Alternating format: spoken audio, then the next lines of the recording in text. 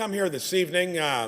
When I was back home on recess breaks, ever since this idea of a vaccine mandate, meaning we've got a modern miracle having vaccines available like they've been, part of the long journey against COVID, along with therapeutics now.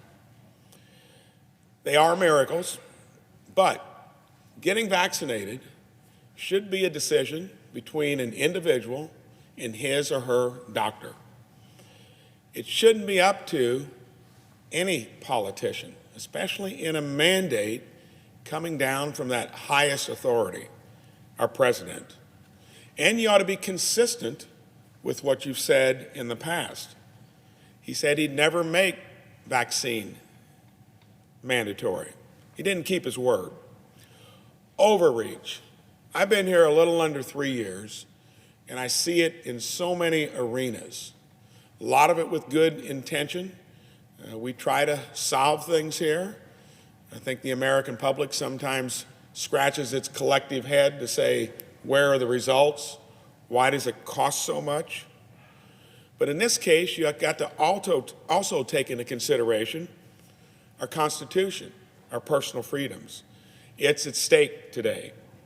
The federal government has no authority to make anyone choose between getting a vaccine and keeping their job.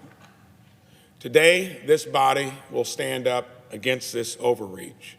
Main Street's where I come from.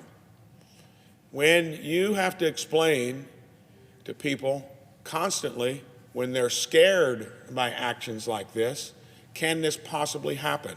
Will the government go through with it? Will it somehow fall apart?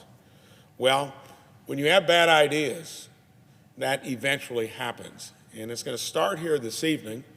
We've seen it in the courts. It's been repeated earlier here this evening how unpopular it is with the American public.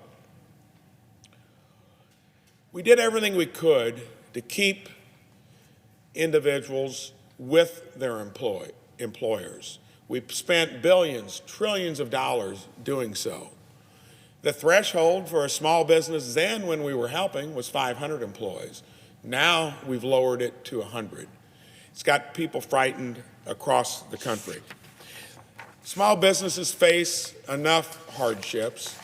Most are finally getting some type of equilibrium with everything that's happened over the last year and a half, and now they have to contend with this.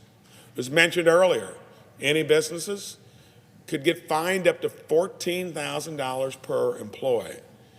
That's more than we were lending them money in some small businesses over the recent past. A lot of stuff just does not make sense. Listen to the number of organizations, ones that all play into telling us how they like to keep free enterprise going, keeping the private sector healthy.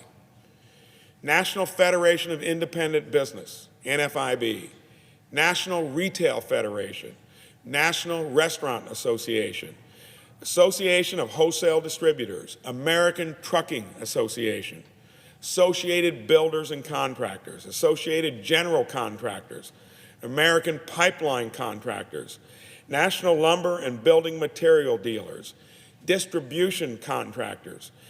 These are all business. I've got another 10 I can mention that come from Main Street America. It's not the tier of largest corporations.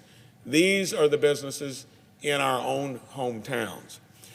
They are crying out, do not follow through with this lunacy. When you dig a hole and you keep making it deeper, despite everything you're hearing, that's a bad business plan.